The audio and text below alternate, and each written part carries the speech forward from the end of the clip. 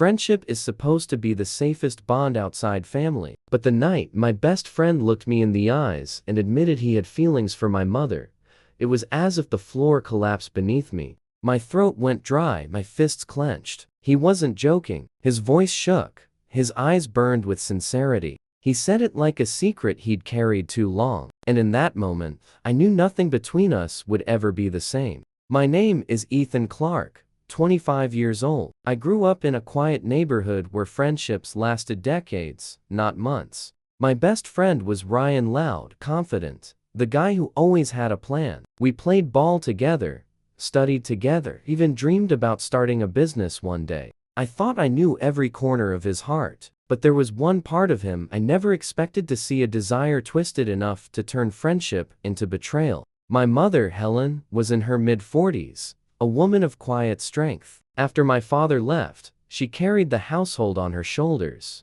raising me with discipline and tenderness. She never asked for admiration. She never sought attention, but she had a presence, a grace that people noticed. I was proud of her. I never imagined my closest friend would notice too, in a way that crossed every boundary of loyalty. It happened in the kitchen. Ryan had come over for dinner, like he'd done 100 times before. Mom laughed at one of his jokes, her hand brushing his arm casually as she set down the plates. I thought nothing of it, but later, when she went upstairs, he stayed behind, eyes fixed on her empty chair. That's when he said it, whispered it almost. "Ethan, I can't stop thinking about her." Fork clattered against the plate. My best friend, the brother I chose, had just declared war on the one boundary that should have been sacred. I didn't shout. I didn't punch him. Instead, I stared. Every second stretched like wire pulled too tight. He begged me not to hate him, swore he would never act on it,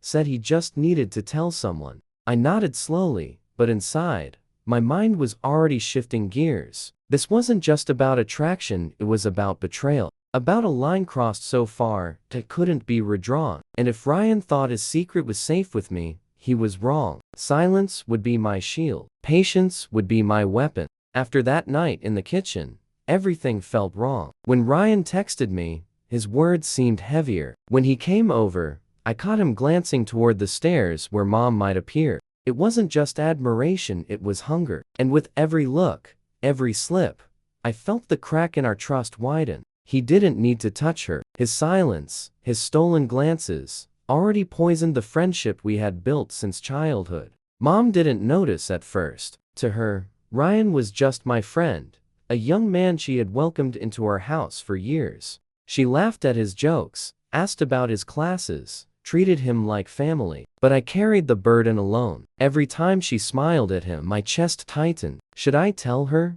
Should I shield her? It felt cruel to drag her into this mess. She had carried enough in her life already, so I kept her in the light while I waded into Ryan's shadows. It didn't take long before he slipped again. We were walking home late one evening when he muttered, "She deserves someone who truly sees her."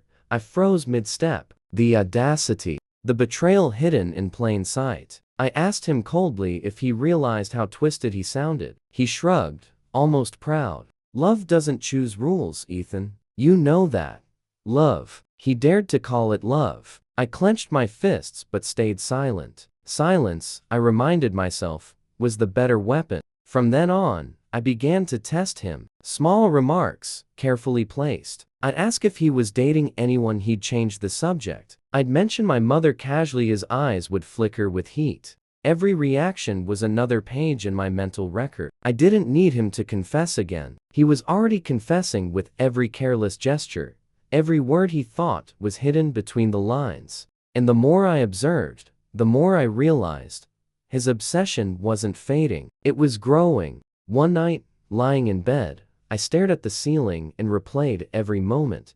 The kitchen confession, the stairs, the whispers about deserving love. My best friend was no longer just a risk, he was a threat. To my peace, to my mother's dignity, to the memory of the bond we once had. And that night, I made the decision. I wouldn't confront him in anger. I wouldn't throw punches that left no proof. No, I would let him write his own downfall, and I would simply hand him the pen. It started with a knock at the door when I wasn't home. Mom told me later, casual as ever, Ryan stopped by to drop off a book, but her words stuck in my throat. He hadn't mentioned it to me. Why did he need to come when he knew I wasn't there? The thought of him standing in our hallway, eyes wandering over family photos, made my skin crawl. He was pushing boundaries and worse, he thought no one saw it. For weeks, I'd protected her from the truth, but then I noticed it.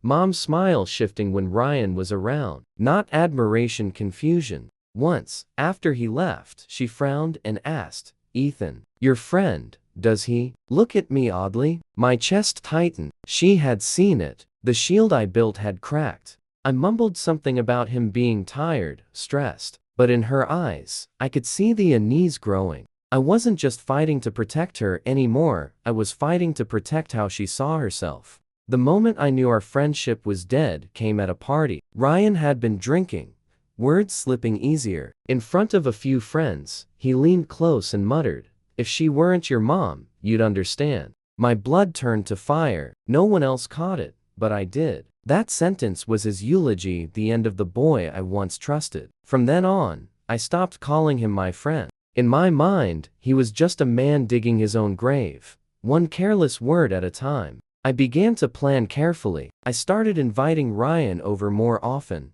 watching his every move. I wanted proof, undeniable evidence that could expose him if he ever tried to deny what he felt. I placed my phone on the counter, recording conversations. I asked him leading questions, luring him into honesty. Each time, he slipped deeper. "She deserves happiness. She's wasted with loneliness. You don't get it, Ethan. I feel something real." Every word saved. Every sentence another brick in the wall I was building around him. The night it broke, he stayed too long after dinner. Mom excused herself to bed, leaving us in the living room. He stared at the staircase with a hunger that made my stomach turn. Then, without shame, he whispered, "One day, she'll see me." That was it. The line wasn't blurred anymore. It was crossed, shattered. And in that moment, I knew.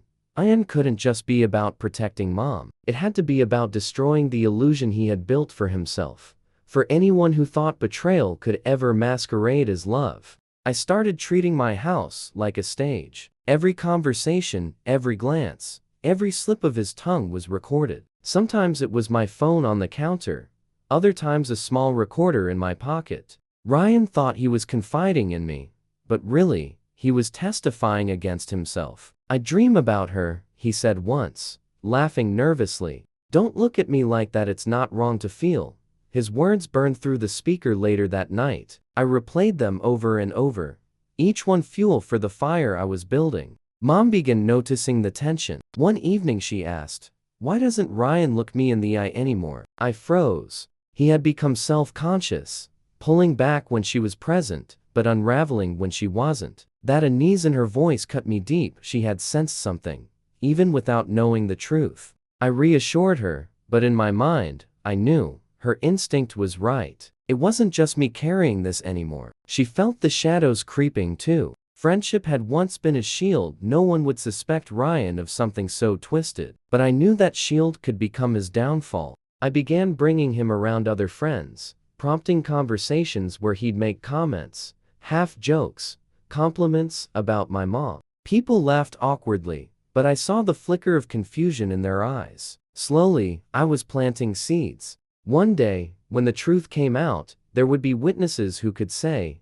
"Yes, we heard him say those things." It happened on a Friday night. I confronted him lightly, just enough to watch him squirm. "You should be careful what you say, Ryan," I told him. "People are starting to notice." His face went pale, his bravado cracked. For the first time, I saw fear in his eyes. "You wouldn't tell anyone, right? You know I'd never hurt her."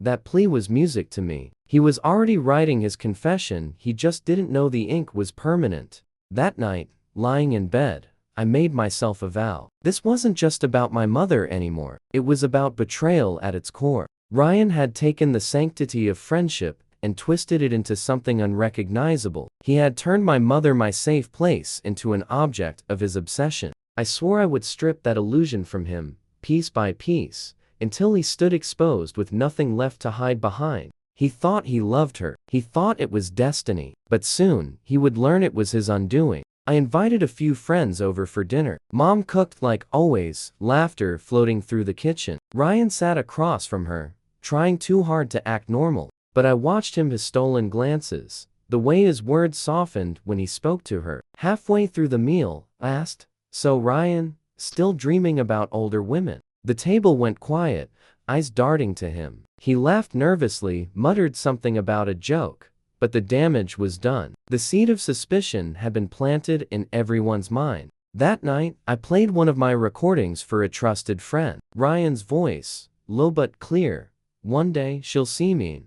Friend's jaw dropped. "Ethan, this is messed up." That reaction was exactly what I needed confirmation. It wasn't just me overreacting. The proof was undeniable, and soon, it wouldn't just live in my phone. It would live in the minds of everyone who heard it. Within weeks, I noticed Ryan pulling back. He no longer joked around my friends, no longer lingered in the kitchen. He avoided group hangouts. Word had started to spread, quietly, in whispers. "Did you hear what Ryan said about Ethan's mom?" He must have felt the walls tightening around him, but still, he clung to me as only lifeline. He begged me with his eyes not to expose him further. He didn't realize it was already too late. One evening, cornered him outside. "Do you understand what you've done?" I asked. His voice trembled. "It's not like that, Ethan.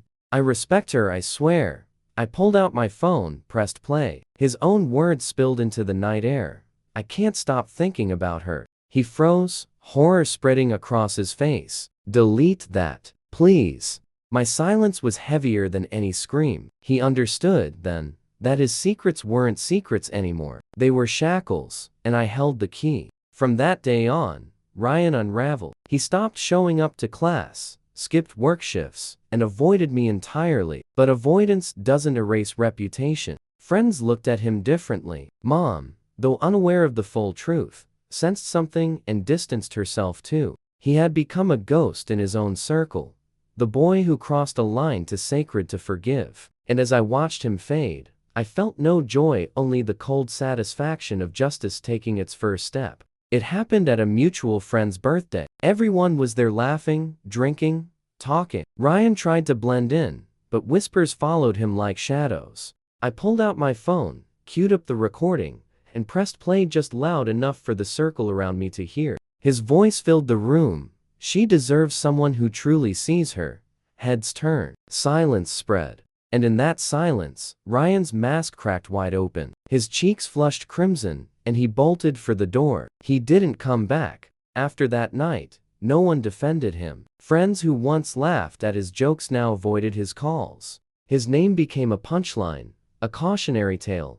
Don't pull a Ryan. In a way, it was a funeral not of his life, but of the friendship we'd once shared. What had begun as brotherhood ended as betrayal, buried under his own words. And I didn't even have to lift a shovel. Mom never knew the full extent. She only knew that Ryan stopped visiting, that his laughter no longer echoed in our house. Once, she asked quietly, "Did something happen between you two?" I looked at her and simply said, "He crossed a line he shouldn't have." She nodded, trusting me, and never pressed further. That was her grace, never forcing answers I wasn't ready to give. Protecting her from the truth felt like the final act of love I owed her. Months passed, and Ryan faded into the background of our town. He dropped out of school, moved out of state, left no trace but the whispers that clung to his name. Sometimes I'd hear rumors he was working odd jobs, keeping to himself, never quite the same. Betrayal has a way of branding you, and his mark was permanent. He had written his obsession into the story of our lives, and now he had to live with the scar it left.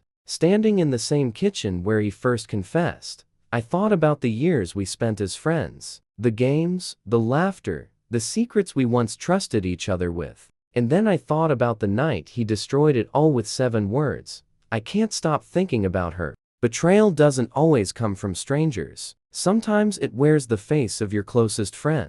But in the end, the truth stood taller than the lies, and I walked away knowing one thing: he tried to steal what was sacred, but I made sure he paid the price. If you liked this video, please comment and subscribe.